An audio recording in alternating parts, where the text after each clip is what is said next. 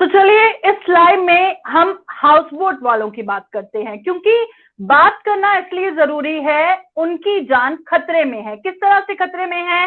Winters ने दस्तक दे दी है। अब जब बर्फ पड़ेगी, जो कुछ हाउस बोट्स हैं झेलम रिवर पर जो डैमेज हो चुकी हैं, और डैमेज होने के कारण वो सिंक हो सकती हैं, और सिंक होने के बाद पानी हाउस बोट के अंदर कैसे सैलाब की तरह आता है, ये हर कश्मीरी समझ सकता है। तो चलिए हमारे साथ जेहलम हाउस बोट एसोसिएशन के spokes person Ghulam Qadir join कर चुके हैं, और एक हाउस बोट से ही ज्वाइन कर चुके हैं, क्योंकि ये अपनी फैमिली के साथ हाउस बोट में ही रहते हैं।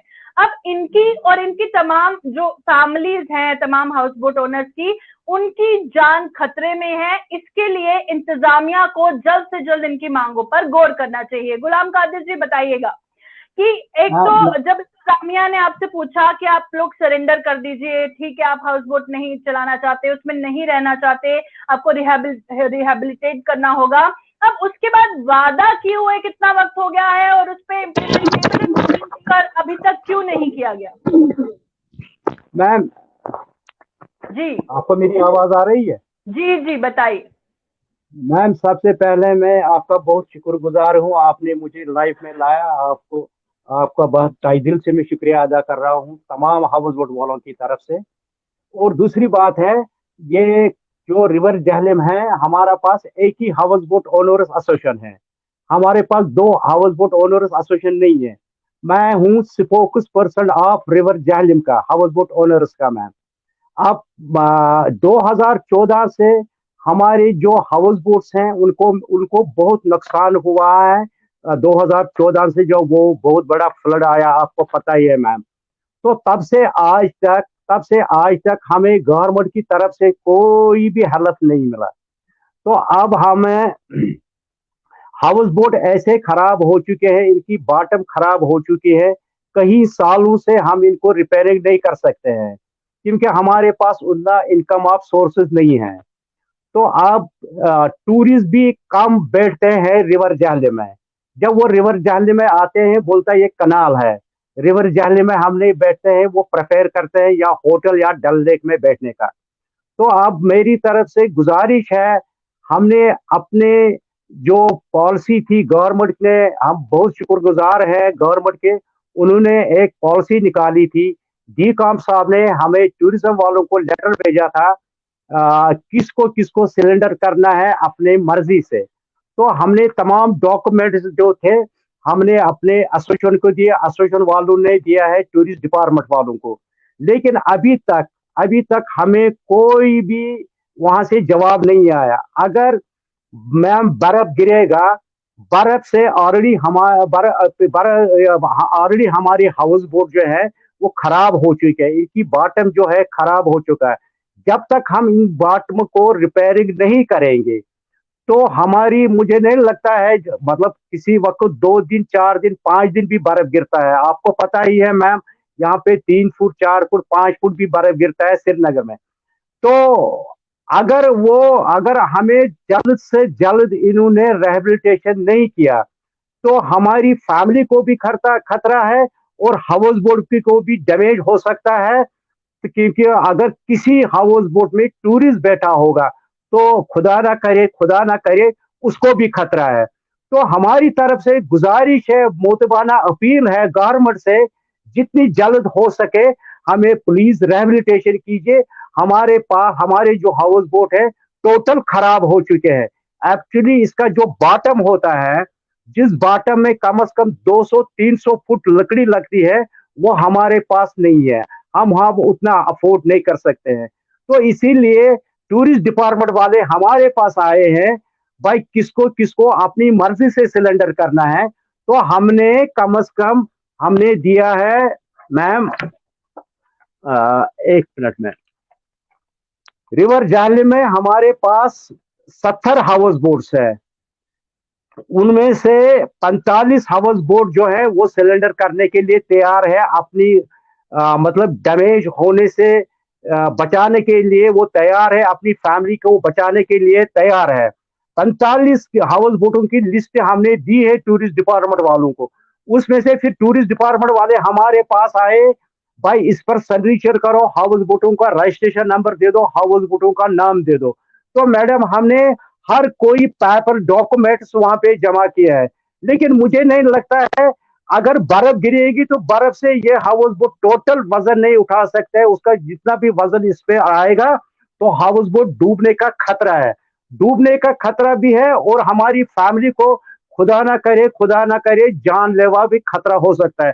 अब आपकी थ्रू बाय योर चैनल मैं गवर्नमेंट से अपील करता हूँ, डीएम साहब से अपील करता हूँ, बर्फ गिरने से पहले ही मतलब जितना जल्द हो सके हमें रिहेबिलिटेशन कीजिए मैम। बिल्कुल आपने सही फरमाया। अगर हाउस बोट वालों को, उनकी फैमिलीज को, या हाउस बोट के अंदर जो टूरिस्ट है उनको कुछ हो जाता है तो उसका जिम्मेदार कौन है? आखिर क्या वजह है जो टेबल पर फाइल अभी तक पड़ी हुई है, खोल कर कोई नहीं देख रहा है, वक्त नहीं मिल पा रहा है, या लापरवाही कर रहा है? तो तमाम हाउस बोट ओनर्स की तरफ से, उनकी फैमिलीज की तरफ से, टूरिस्ट की तरफ से, सबकी तरफ से मैं चाहूंगी जाते जाते जो भी आप अपील करना चाहते हैं इंतजामिया से वो कीजिएगा। यही मेरी मोतबाना अपील है गवर्नर साहब के एडमिनिस्ट्रेशन से। हमारी फाइल जो वो पड़ी है टूरिज्म वालों के पास, टूरिज्म वाले हमारे पास आए, भाई जल्दी करो, जल्दी करना, हाउस बोट अपने हाउस बोटों का नाम भी दे दो, रजिस्ट्रेशन नंबर दे दो, साइन करो इसके ऊपर। मुझे नहीं लगता है कि किन बुनियादों पर ये फाइल पड़ी है टूरिज्म ऑफिस के पास। टूरिज्म वालों को ये फाइल ये फॉरवर्ड करनी है डीकॉम साहब को, और डीकॉम साहब को, और भी एडमिनिस्ट्रेशन के लोग हैं जो हमें रिहेबिलिटेशन करेंगे। लेकिन मुझे नहीं लगता है, मतलब बोलते हैं तो बहुत कुछ बोलते हैं, लेकिन ग्राउंड लेवल पर कुछ नहीं होता है मैम। ग्राउंड लेवल पर ऐसा ही बोलते हैं, होता कुछ नहीं है। हमने सालों से देखा ये, उससे पहले भी हमने अपनी फाइल डीकॉम साहब को दी है, जो प्रीवियस सरकार को थी उसको दी। उस वक्त अल्ताफ बुखारी साहब, आई थिंक ही मतलब प्राइम फाइनेंस मिनिस्टर थे, वो एजुकेशन मिनिस्टर भी थे, आरएनबी के मिनिस्टर भी थे। हमने फाइल उसको भी दी, उसने बोला कोई बात नहीं, उसने हमें जमीन दिखाया है जेवीसी के पास, बोला आपको हम यहाँ पे देंगे जमीन।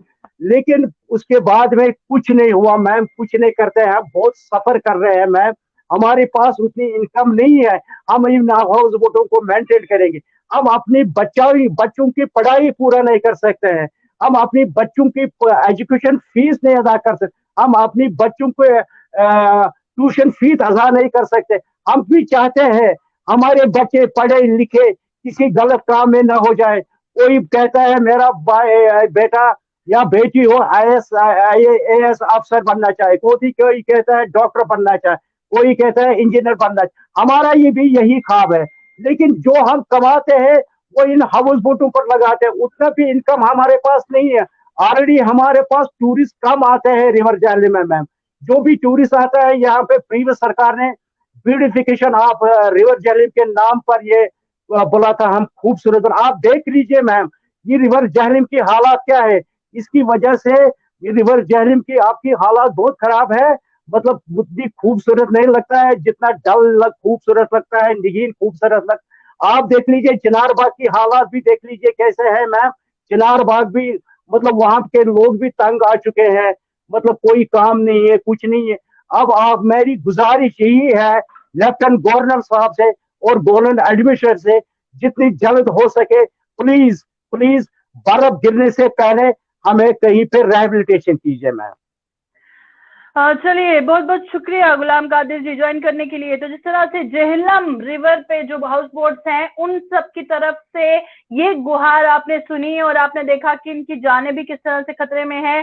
टूरिज्म डिपार्टमेंट की तरफ से बहुत देर से इन्होंने फाइल दी हुई है, उन्होंने हाउस बोट के नाम भी मांगे थे, रजिस्ट्रेशन नंबर भी मांगा था, उसके बाद उन्होंने कुछ नहीं किया। खैर, और वहीं पर अगर बात करें, जब भी कोई कश्मीर जाता है, नगीन जाता है, डल जाता है, वहां पे हाउस बोट्स में रहते हैं, पर जेहलम में बहुत रेयर टूरिस्ट जाता है। या मुझे भी बहुत वक्त के बाद पता चला कि जेहलम में भी हाउस बोट्स है। तो इसीलिए एक तो टूरिज्म पहले ही नहीं है, टूरिस्ट पहले ही नहीं जाता है, बोट्स डैमेज हो गई हैं, जो टूरिस्ट जाएंगे भी उनकी भी जान को खतरा है। तो अगर किसी को कुछ हो जाता है, किसी हाउस बोट वाले को कुछ हो जाता है, उसकी फैमिली को कुछ हो जाता है, या फिर किसी टूरिस्ट को कुछ हो जाता है, तो उसका जिम्मेदार कौन है? तो एक बार फिर टूरिज्म डिपार्टमेंट से अपील है, इन सब की तरफ गौर फरमाए ताकि किसी की जान ना जाए।